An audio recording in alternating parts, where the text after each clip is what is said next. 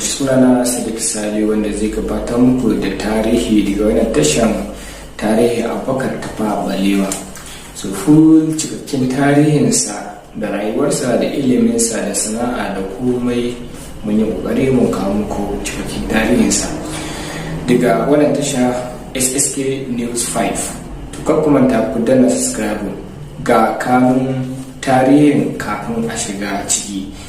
Na farko dai number 1 ta rayuwar abubakar tafawa balewa.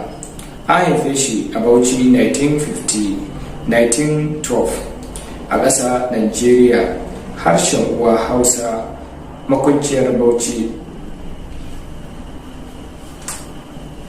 Yanayin mutuwa kisan kai.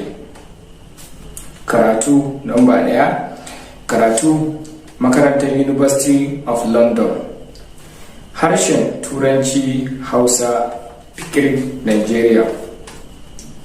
Sana'a dan siyasa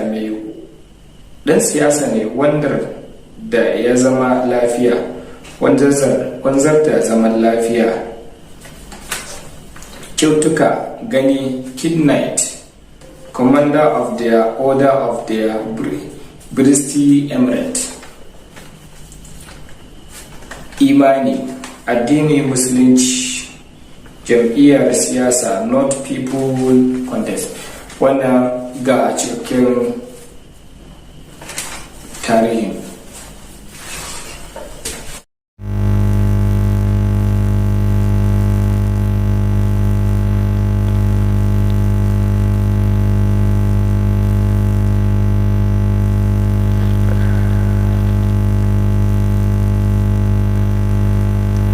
Barkanmu ga tarihin abubakar tafawa balewa.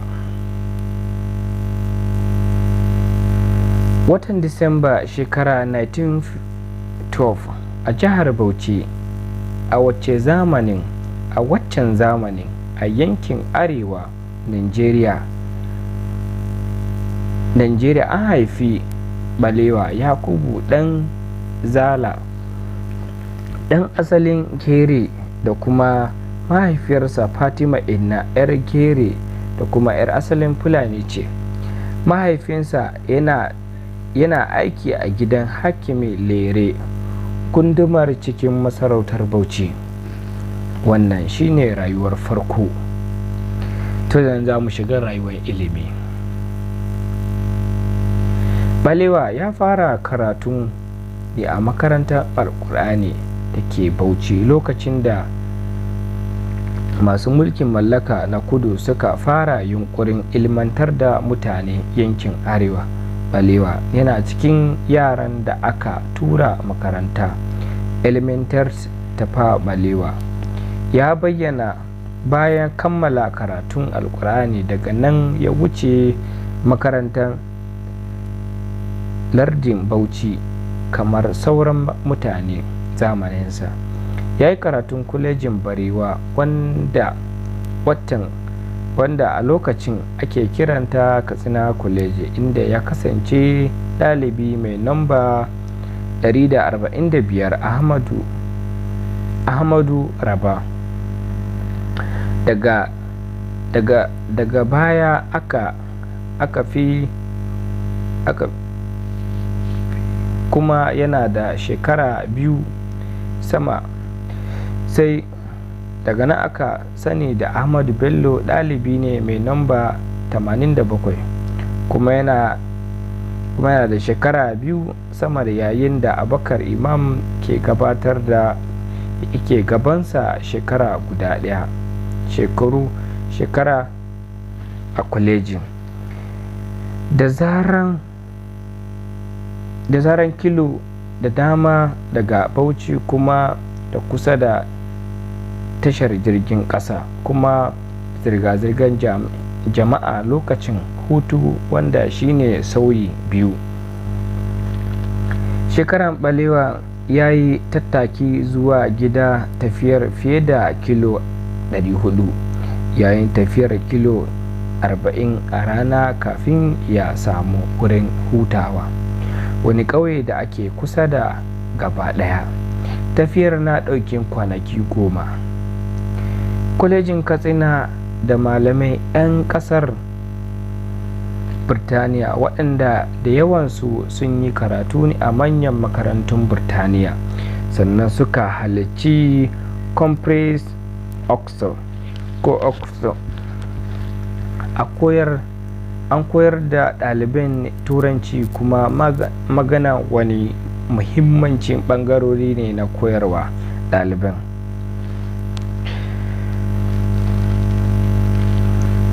Bayan karewa harshen Ingilishi, karatun na ƙasashen fili Horus da malamai da za su tura zuwa makarantu lardin da tsakiyar cikin lardin arewa Nigeria.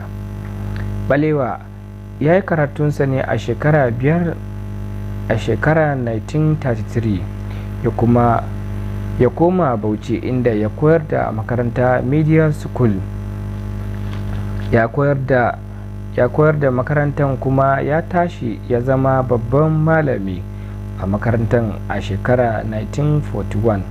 Ya sami sababbin wani matashi Aminu Kano wanda aka tura shi makarantar a matsayin malami bayan ya tashi hankulan ɗalibai bincike ƙorafe-ƙorafe.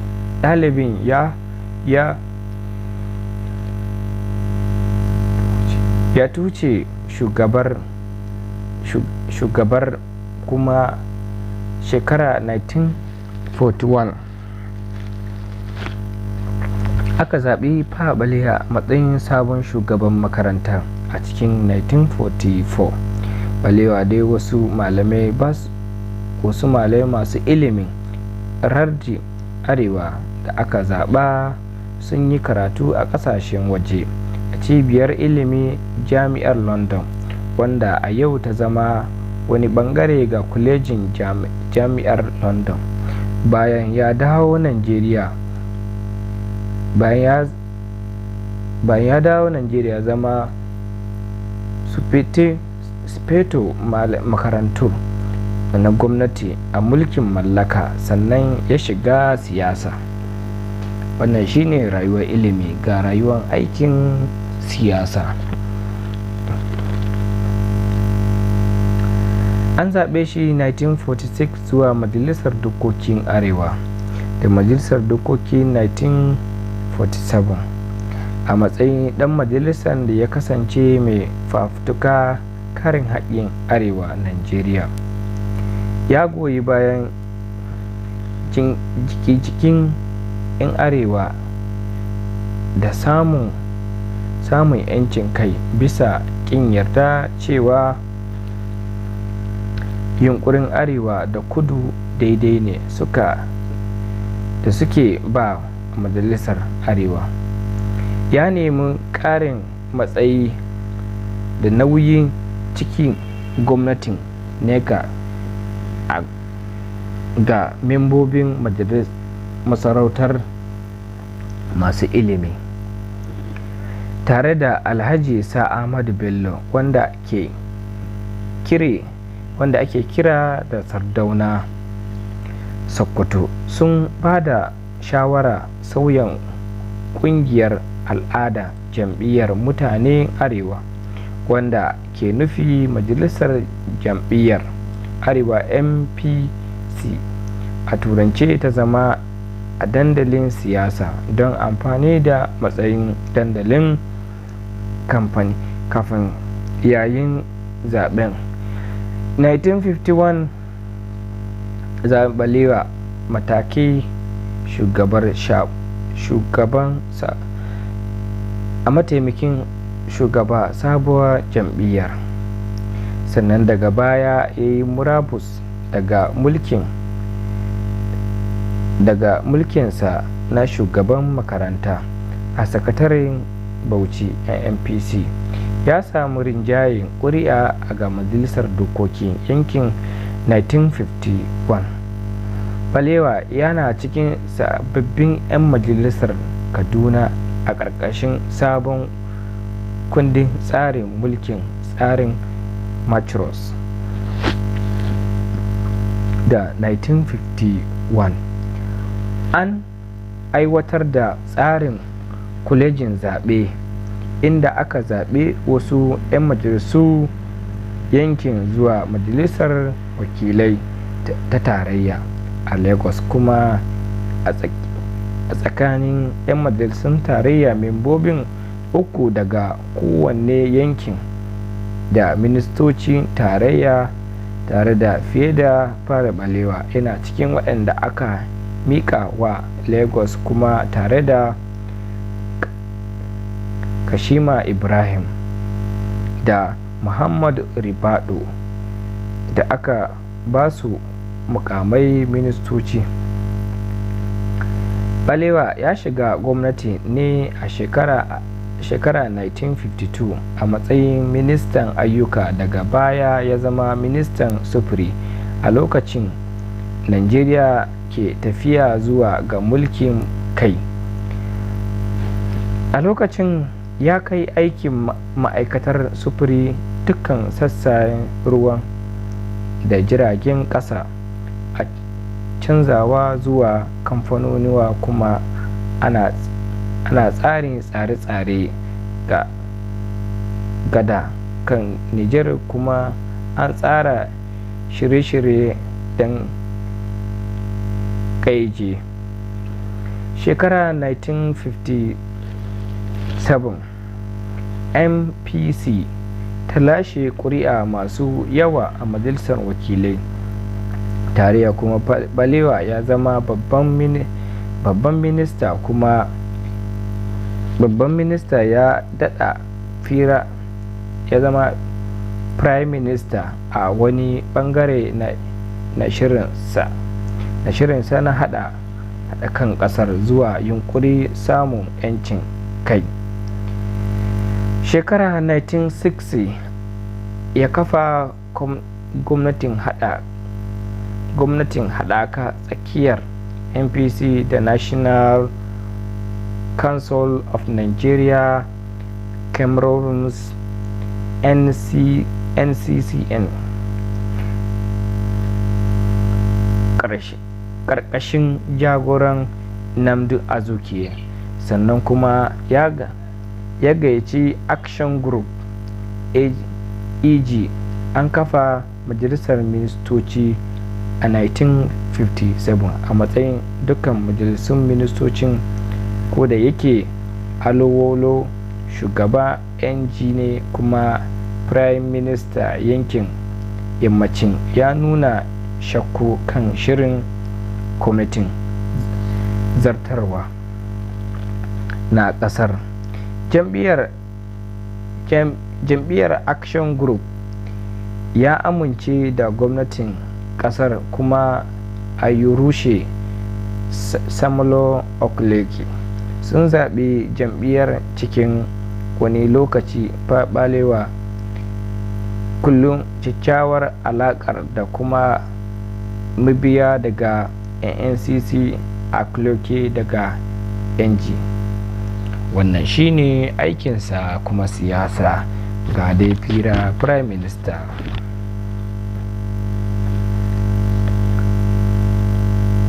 Balewa ya ci gaba da rike mukamai prime minister lokaci Najeriya ta samu 'yancin kai 1960, sannan aka sake zabar sa a 1964 kafin samun 'yancin kai.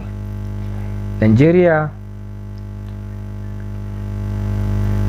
taron tsarin mulkin shekarar 1954 ya amince tsarin siyasar yankin da kasar, tare da baiwa dukkan yunkurawa 'yancin na siyasa. Yunkuri na uku sannan su kunshi kungiyoyin al'ada daban-daban da shugabanni na farko da wasu fitattun jagorancin yankunan daga baya sun ɗage manufarsu jagoran da yankunansu game da cin zarafi siyasa siyasa daga wasu shugabannin yankin. Daga baya wannan yanayi siyasa tsarin ga gwamnatin Balewa wa'adi ne na mulkinsa ya kasance mai cike da rudani, inda bangarancin yankin ke yi wa gwamnatinsa barazana.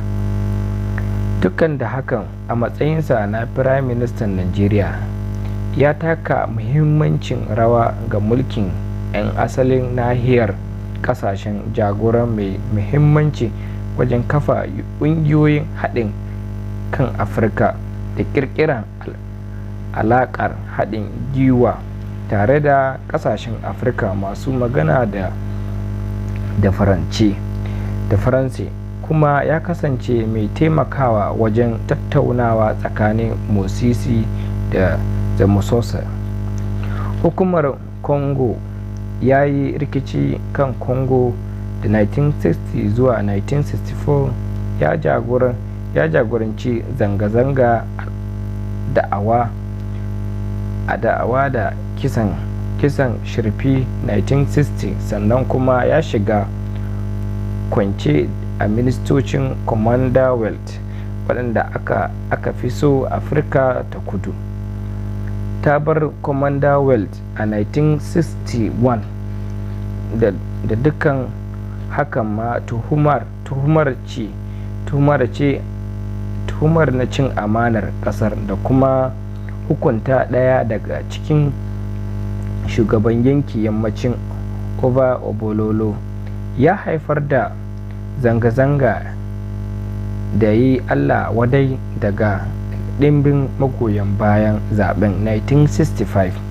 Yankin daga baya ya haifar da mummunar zanga-zanga da daɗewa ta zurma tashe-tashen hankula da sun yi daidai da abin da ake gani barna ce ta siyasa da kuma sakamakon zaɓe mai ƙarfi ga abokan hamayyar Alolo. Yamma a matsayinsa a Prime Minister a Najeriya, sa Abubakar Tafawa Balewa daga 1960 zuwa 1961 ya miƙa matsayin mai ba da shawara kan harkokin waje a Najeriya. A shekarun 1961 gwamnatin Balewa ta yi kiraye-kiraye mukamai ministoci masu kula da harkokin kasashen waje da hulɗa da kasashen Commonwealth don fifita jajanta Ochukwu, wanda ya zama daga 1960 zuwa 1965 ministan harkokin waje dai na Najeriya da hulɗa da kasashen Commonwealth, wanda daga baya ake kira da harkokin waje. To wannan shine dai takashin wannan labarin nashi na mulki da na Prime Minister. Ta yin zamu matsa na gaba, za mu je labarin na gaba shine juyin mulki. Da labarin shi na juyin mulki za mu karanta muku yanzu.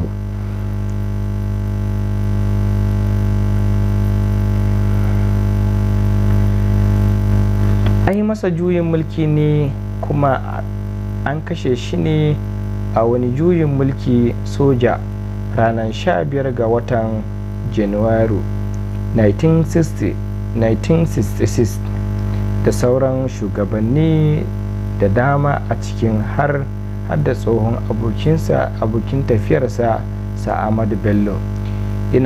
yayi mutuwarsa ne har yanzu ba a warware su ba. An gano gawarsa ne a gefen titi kusa da Lagos kwanaki 6 bayan kore shi daga mukamansa. An binne Balewa ne a Bauchi labarin ƙarshensa ya tayar da tarzoma a cikin arewa Najeriya, kuma a ƙarshe ya haifar da juyin mulki na cikin Yuli 1966. A yau ne hotonsa yana ƙawata bayanai naira 5 a sakamakon jam'iyyar abubakar tafawa balewa da ke Bauchi sun jami'ar abubakar tafawa balewa da ke Bauchi suna ganin girmansa shine juyin mulki da kisan da aka musu. Allah ji kansu, ina mu yazo Allah sa mu cika da imani. To ga labarin sa tafawa balewa, shaidu da Umar.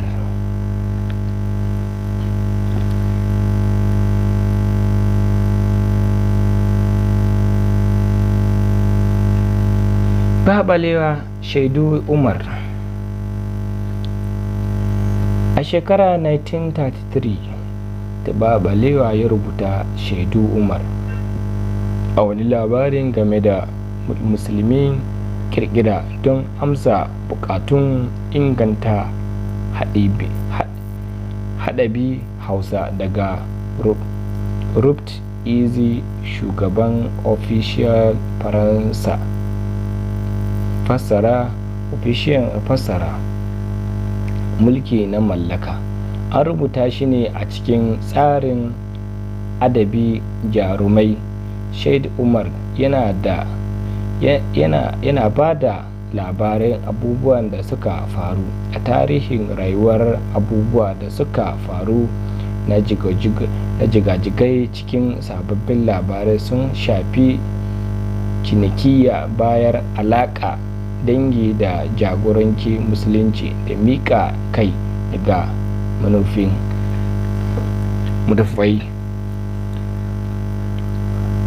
An shirya shafin Umar ne a matsayin wasannin kwaikwayo a shekara 1970. An fara buga Shehu Umar a shekara 1955. Wannan shine takaicin littafin da ya rubuta. Ta ga darajojinsa. Ga darajoji.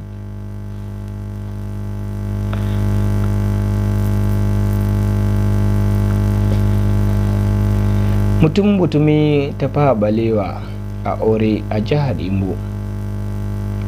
A watan Yunir ne 1960 mai martaba sarauniya Elizabeth ta biyu ta nada Abubakar tafawa balewa a matsayin kwamandan daula masarautar Burtaniya. An ba shi nambar girmamawa ta girmamawa daga jami'ar Script watan Mayu 1960. An kuma ba shi nambar girmamawa da dokoki daga jami'ar New York watan Yuli 1960 ne. Wannan shine mutuminsa a jihar Imo. Allah ka ba mu ikon kafa tarihi mai kyau, mu ma a yi butumin mu a arewa. Wannan shine rayuwar mutuwarsa za mu shiga yau.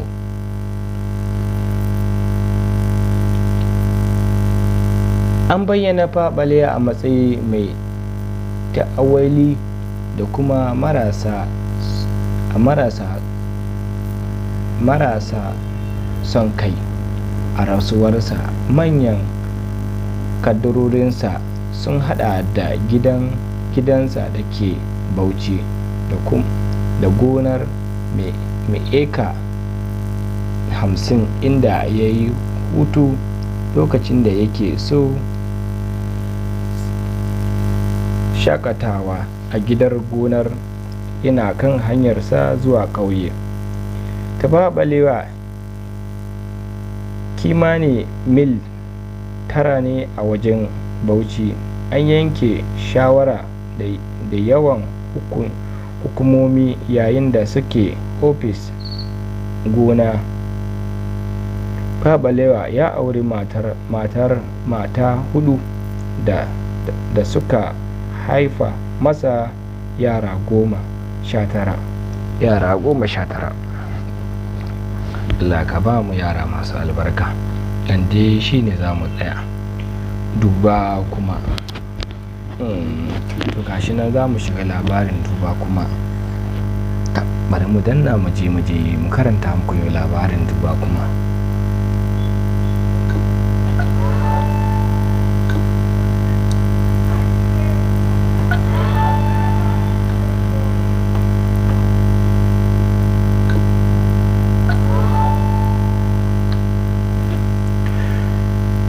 Jamhuriyar Najeriya ta farko Abubakar Tafawa Balewa.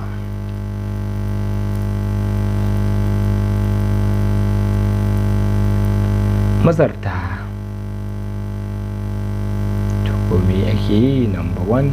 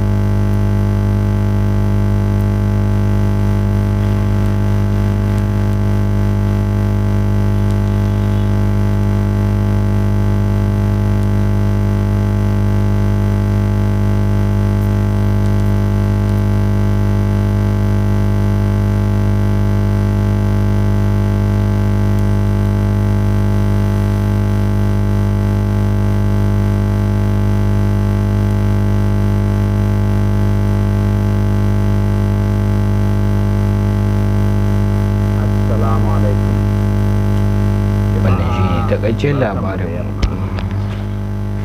Kuma Allah ya sake dawowa da ni don ci gaba da maganar da na fara yi muku ran Litinin. Jama'ar Arewa, ranar Litinin da ta wuce na ce muku lura da alkawurran da jam'iyyoyi suke yi muku don ku gwada ne suka fi gaskiya kuma waɗanda za a iya yin su ba da an lafta muku haraji mai tsanani akan mutane ba. Da farko dai ina so ku lura ku gane cewa wannan zaɓe fa da za a yi kwanan nan zaɓe ne na zuwa majalisar dokoki a Lagos, ba zaɓe ne na zuwa majalisar wakilai na jiha ba. Ina so ku lura da alkawurran da ake yi muku, ku gani ko dukansu sun dace da abubuwan da gwamnatin tarayya ke iko da su. Yadda na gaya muku dai, a bisa kan tsari na tafiyar da mulki yake a Najeriya, kowane gwamnati na tarayya ko na jiha akwai irin ayyuka musamman waɗanda aka damƙa masa. Yawancin alkawurra da wasu suke yi muku ba a kan hanya suke ba. Misali, in an ambaci zancen ilimi na firamare da ba da magani game da gwamnatin tarayya, ana nufin a yankin garin Lagos ne kawai. domin irin waɗannan ayyuka musamman suna hannun gwamnatin jiha ne.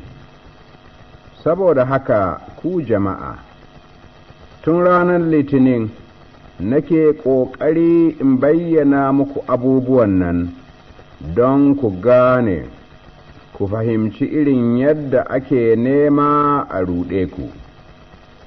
Kamar yadda koyaushe nake faɗi, mu jam'iyyar NPC kullum muna ƙoƙarin mu gaya muku gaskiya, don haka muna so duk wanda ya sami damar karanta tsarin mulki na Nigeria, wato constitutional instruments, muna son yayi bayani ma jama'a 'yan uwansa yadda za su fahimci yadda yake, don mutane su san akan abinda ake yin wannan zaɓe. Mu NPC mun ga ba daidai bane mu ruɗi jama'a akan abinda yake ba gaskiya ba, ko kuma mu yi wa jama'a alkawurra akan abubuwan da muka tabbata ba hakkin gwamnatin tarayya bane. Ina dai so in daɗa tuna muku wannan zaɓe na gwamnatin tarayya ne, ba na gwamnatin jiha ba, domin kuwa na ga sauran jam'iyyoyi suna so su hargitsa manufa. Jama'a, a bisa yadda tsarin mulkin Najeriya yake, ga irin muhimman ayyuka waɗanda suna hannun gwamnatin tarayya, wato abubuwa ne waɗanda gwamnatin tarayya ke da iko da su.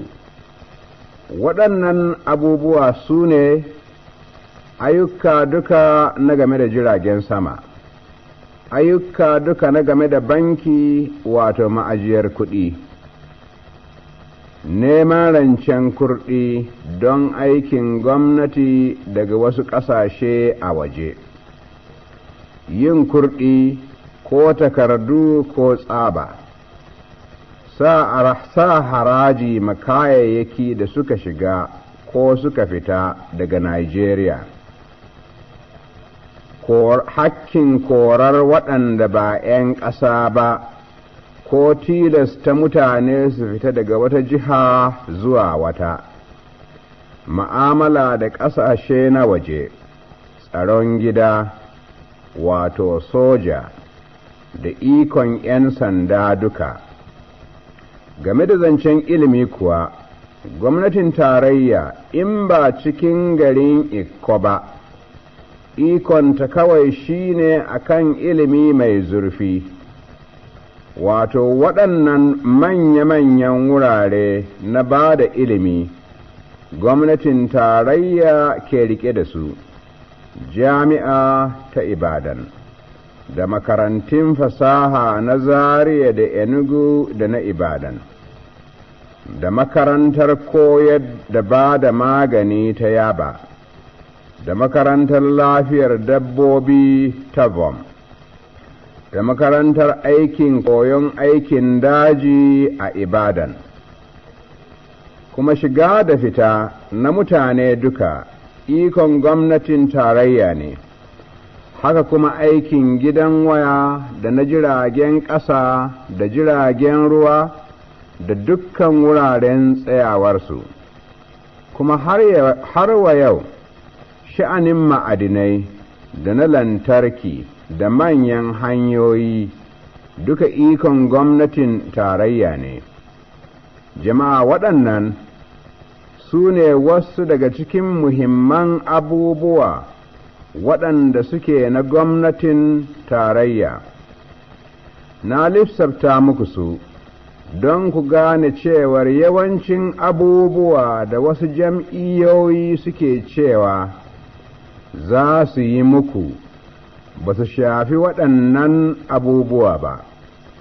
Mu jam'iyyar NPC duk irin shirin ayyuka da muka ce za mu yi, mun yi shi ne a bisa yadda tsarin mulki na Najeriya yake, domin mu NPC mun ga ba daidai ba ne mu ce za mu yi muku abu, alhali kuwa mun sani gwamnatin tarayya ba ta da iko akan abin. Na fata dai da bayanin da na bayar na game da tsarin mulki, jama'a ku da kanku za ku fahimci abubuwan nan. Mu jam'iyyarmu ta NPC kullum muna shirya abubuwanmu akan abin da yake tabbatacce ne. Yanzu ina so in bayyana muku irin abubuwan da muka shirya za mu yi muku in Allah ya yarda. Zan fara daga kan ba da ilimi.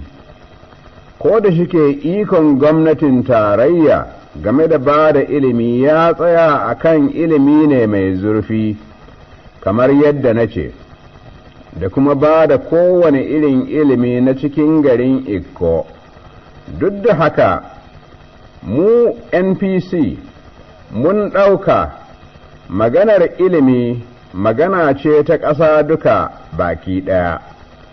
Saboda haka za mu yi iyakar ƙoƙarinmu mu haɗa kai da gwamnatin jihohi yadda za a ɗauki karantarwa a makarantu ya zama abu bai ɗaya a Najeriya duka.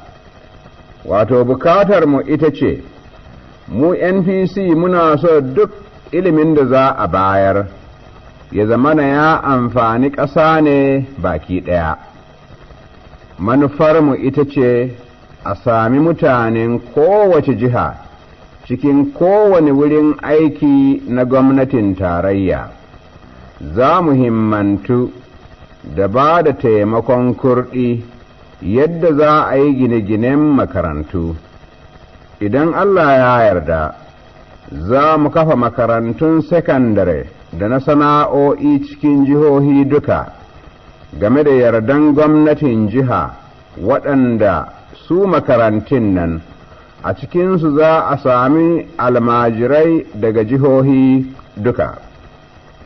Wato mu NPC mun tabbata haɗuwar 'yan makaranta wuri guda yana jawo haɗa kai, kuma zai ƙara kawo zumunta da soyayya tsakanin kabilun ƙasan nan na Najeriya. Za mu bayar da scholarship mai yawa akan kowane irin fanni na ilimi, ba game da wani bambanci ba. To a taƙaice dai jama'a, ga irin manufarmu na game da sha'anin ba da ilimi a ƙasan nan. Da farko dai mu NPC duka jihohi su gane yadda za a mayar da sha'anin ba da ilimi ya zama aiki ne na ƙasa baki ɗaya. Kuma za mu faɗaɗa hanyoyin ba da ilimi yadda za a sami mutanen kowace jiha a kowane ma'aikata na gwamnatin tarayya. Za mu ba da almajirai scholarship masu yawa don almajirai daga ko'ina a Najeriya. Za mu girmama aikin malanta da kuma manyan makarantun wurin koyon aikin koyarwa. Kuma niyyarmu ce mu jam'iyyar NPC mu faɗaɗa girman manyan makarantu da ake da su yanzu, wato jami'a ta Ibadan da makarantun fasaha, kuma muna da niyyar mu kafa sabbi irinsu yadda almajirai da yawa za su sami zarafin samun ilimi mai zurfi fiye da na yanzu. A game da sha'anin magani da kiwon lafiya, jama'a ina so in gaya muku, mu jam'iyyar NPC mun san yadda cuce-cuce kamar su agana, kuturta, makanta da ciwon fuka sukan naƙasar da mutane. Abinda muka shirya game da cutuka irin waɗannan shine za mu yi ƙoƙarin yadda za a samo hanyoyin kashe su duka ɗungum. za mu yi iyakar ƙoƙarinmu a bisa yadda za a sami likitoci ƙwararru musamman waɗanda aikinsu kawai zai zama na binciko hanyoyi ne na kashe irin waɗannan cutuka. Kuma mu NPC nufinmu shine kowane mai aiki, kowace mace mai ciki da kowace mace mai goyo da duk yara waɗanda ba su wuce shekara 18 ba su sami magani kyauta ba biya. Muna kuma da niyyar mu ƙara girman asibitin cikin garin Ikko, mu kuma daɗa kyautata shi. Jama'a, zancen a ba kowa magani kyauta kamar yadda yake yi a Ingila, idan mun ce za mu yi haka a nan Najeriya, idan mun ɗauki misalin ko akan kowane mutum za a kashe Sulai 10, wato yana nufin akan kowane mutum za a kashe fan 10, wato wannan yana nufin game da sha'anin asibitoci kawai a ƙasar nan tilas ne mu samo kuɗi fam miliyan 400. Jama'a, idan Allah ya yarda za mu yi muku waɗannan abubuwa duka domin a bisa sanin yadda arzikin gwamnatin tarayya yake a yanzu. Mun tabbata duka waɗannan abubuwa masu samuwa ne, ba da lallai sai an sa muku haraji mai tsanani ba. Mu jam'iyyar NPC kullum gaskiya za mu gaya muku, domin ku sami damar sanin akan abinda za ku yi ƙuri'a.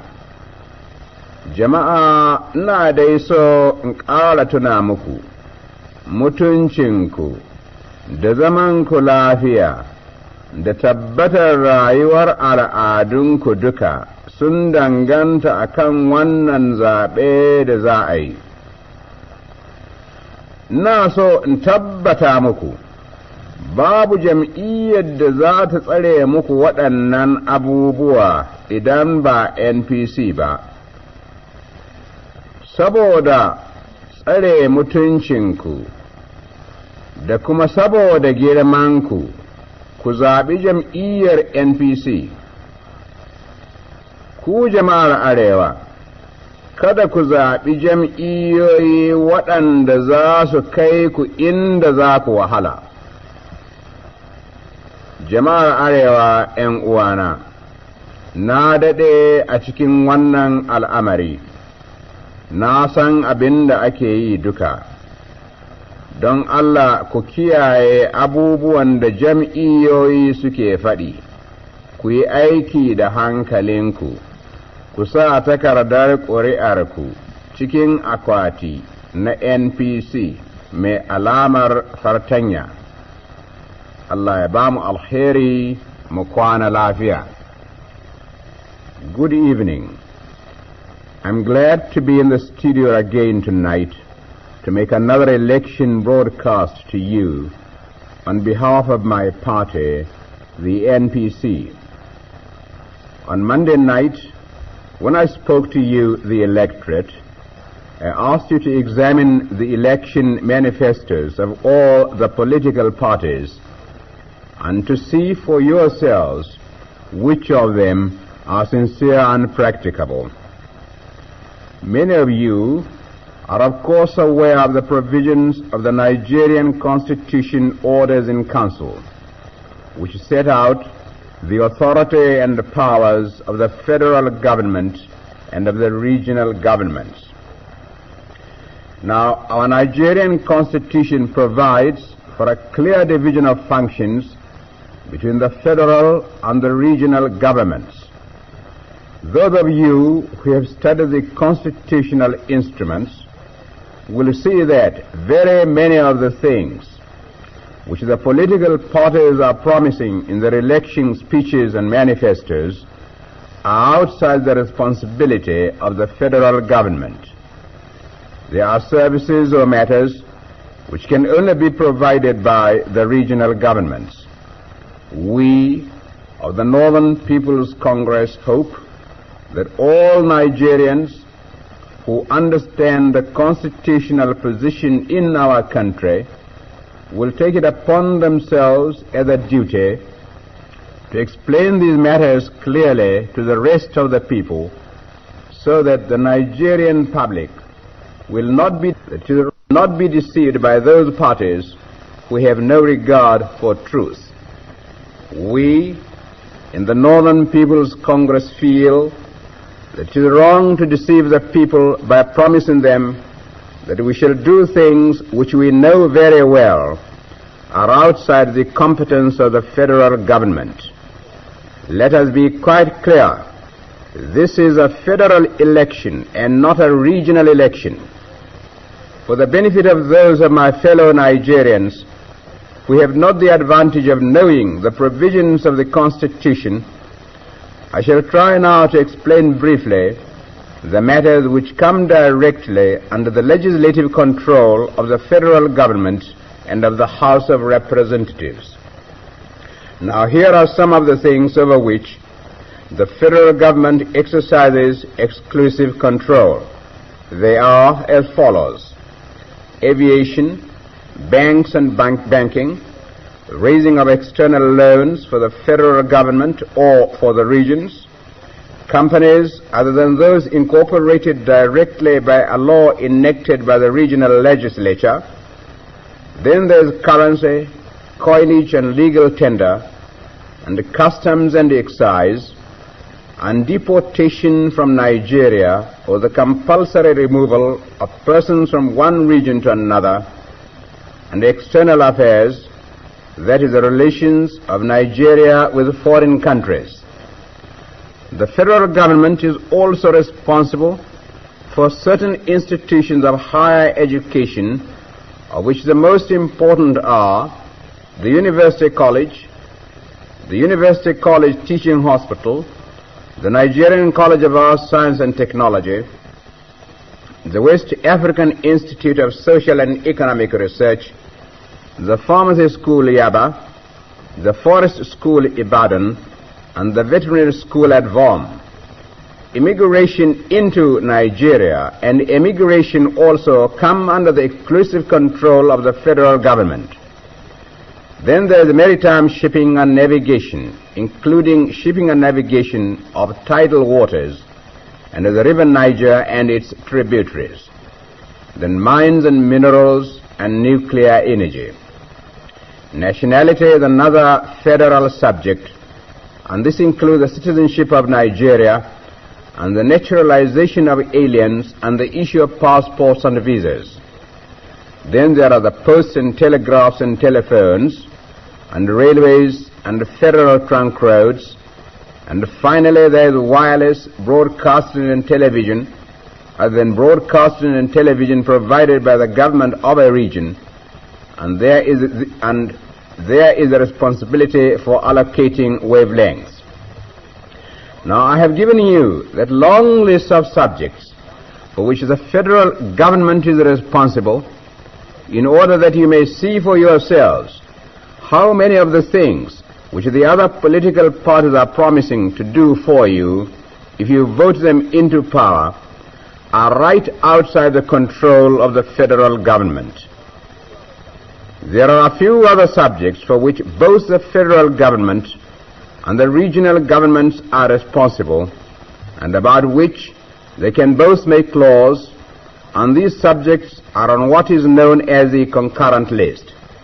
The list includes conditions of labor, industrial relations and industrial development, but is mainly confined to technical matters, of which statistics is an example. In framing our policy, we of the Northern People's Congress have not gone outside the provisions of the Constitution. And since this is only a federal election, we have considered it right that we should only address you, the electorate, on matters which we know the federal government has the power to control under the Constitution. We are confident that we have not allowed yourselves to be deceived by the unrealistic promises being made to you by the other political parties. I've explained to you the provisions of our Constitution, and I now want to tell you some of the things which my party, the NPC, will do for you if you vote us into power. Remember that the NPC always measures its programs and policies to be sure that they are constitutionally and physically possible of being carried out. Truth is our watchword, and we shall not deceive you. I start with the education. It is the responsibility of both the federal and the regional governments, and we in the Northern People's Congress consider that it is of national importance and should be treated as such. Bearing this in mind, our education policy will be first to recognize education as a matter of national importance. Secondly, to expand all grades of educational institutions. Thirdly, to provide increased facilities for science teaching to all school certificate holders throughout Nigeria. Fourthly, we shall offer additional scholarship not only to the universities and other institutions of higher learning, but we also plan to award federal scholarships to secondary schools. Fifthly, we intend to establish an inter-regional secondary schools and inter-regional technical institutes, both to be financed entirely from federal funds.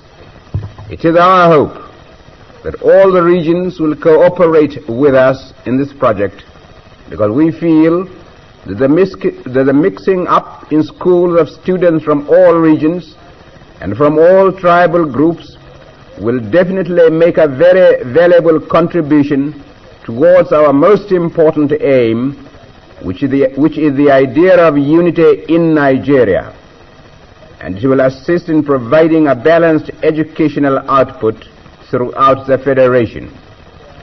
This in its turn will make it possible for the federal public service to be fully representative of all sections of the community. We shall establish a teacher training center especially for the training of secondary school teachers.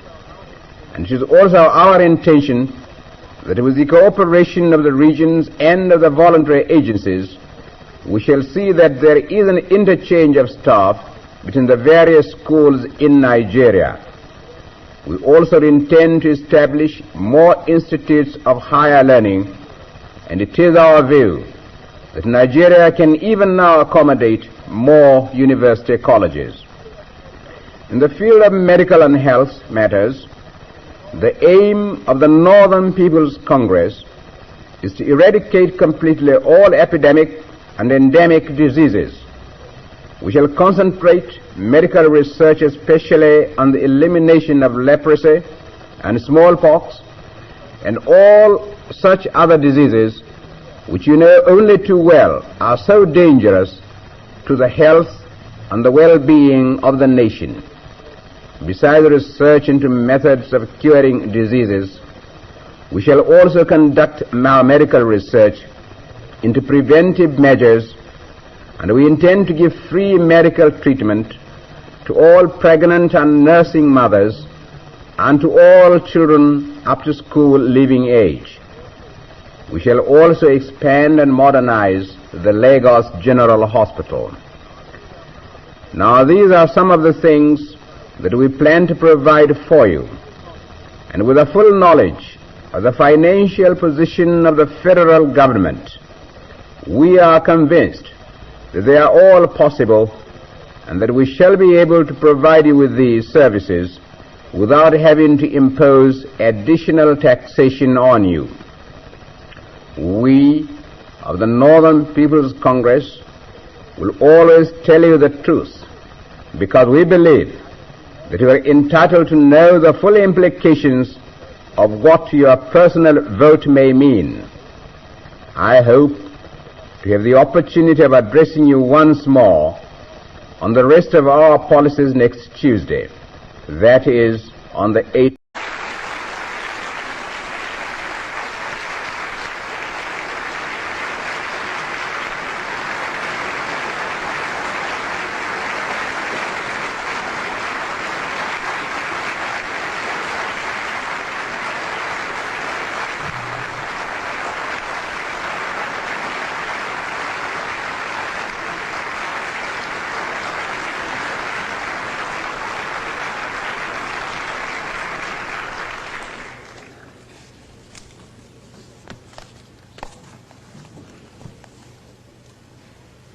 Mr. President, last Saturday, the country which I have the honor to represent, the Federation of Nigeria, became independent and assumed the rights and the responsibilities of a sovereign state.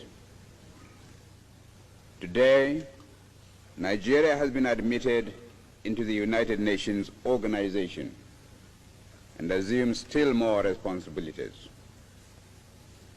On behalf of my countrymen in Nigeria, I thank you all most sincerely for accepting us as a fellow member in this organization. We are properly grateful for this recognition and for the generous and friendly gesture made by so many members who sent very distinguished delegations to join us in celebrating our accession to independence.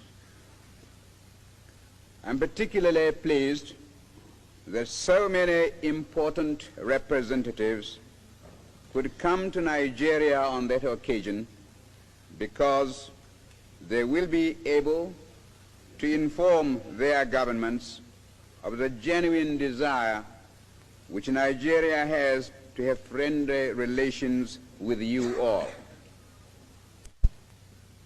First, it is a desire of Nigeria, as I have said already, to remain on friendly terms with all nations and to participate actively in the work of the United Nations organization. Secondly, Nigeria, a large and populous country of over 35 million, has absolutely no territorial or expansionist intentions. Thirdly, we shall not forget our old friends, and we are proud to have been accepted as a member of the British Commonwealth. But nevertheless, we do not intend to align ourselves as a matter of routine with any of the power blocs. We are committed to uphold the principles upon which the United Nations organization is founded. Fourthly, Nigeria hopes to work with other African states for the progress of Africa and to assist in bringing all African territories to a state of responsible independence. The recent tragic events in the Congo Republic must be uppermost in all our minds, and it is about that country which I wish to speak to you first. I frankly admit, Mr. President, that there are many features of this seemingly intractable problem which remains obscure to me. I am in some doubt as to the exact manner in which the Constitution granting independence to that country was drawn up by the colonial power which formerly administered the territory, and as to the degree of consultation which there was with the Congolese peoples themselves, and at what level that consultation was carried out. I do not know how widely the provisions of the new Constitution were known in that country, or whether there is any pattern of administration going up from the village to the provincial and to the national level. Many other questions present themselves which require to be answered if we are to find a solution to the present problems. For instance, Mr. President, was the new Constitution imposed from above or freely accepted by the Congolese? And what are the human resources in the country? and what sort of government machinery is available to execute whatever policies may be designed upon by the Congolese government.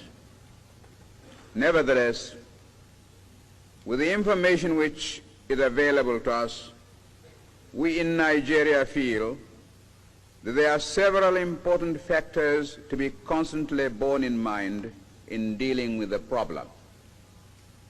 The first of these is that Africa must not be allowed to become a battleground in the ideological struggle. For this reason, the Congo situation must be a matter to be dealt with primarily by African states at the political level.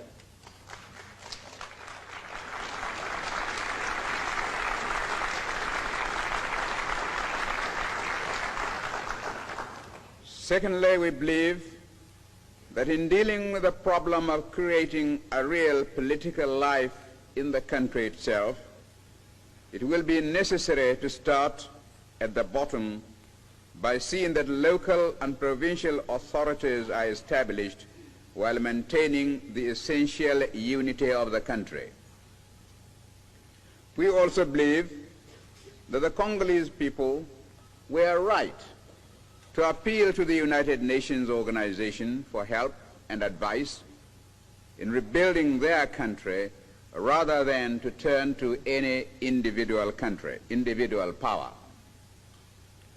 Until achieving our own independence, we have hesitated to add our voice to the general discussion about the Congo, lest we should merely add to the confusion.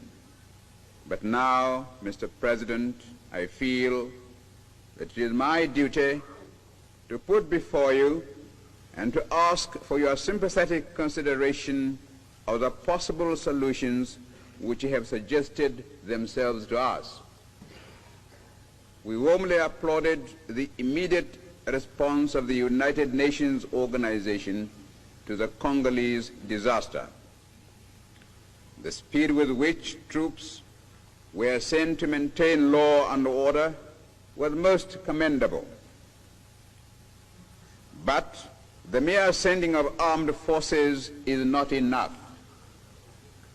I consider it essential that the United Nations organization should thoroughly investigate the root causes of the troubles which have arisen there, and I suggest the appointment of a fact-finding commission to look into the circumstances which caused the present crisis. Without a proper and thorough diagnosis, it is idle to pretend that an effective remedy can be prescribed. And here I would say that, to my mind, it is most important that none of the great powers should be represented on the fact-finding commission, because however honest are their intentions, it would be inevitable that they would be regarded as having a particular interest in the problem. The first essential is to find a government capable of governing, and for this it will probably be necessary to hold new elections in the Congo Republic. When these have been held, there will be some properly. In wannan tarihi ya burge ka taimaka mana like wannan bidiyo kuma kai sharing kuma ka danna mana subscribing don samu wani tarihi na gaba wanda za mu kawo muku. Sai mun haɗa tarihi na gaba. Ni da ku Sadiq Saliu daga na tashar mai albarka SSK News 5. Kuma za ku yi follow my Instagram don samun sababbi labaran da ba ma daura.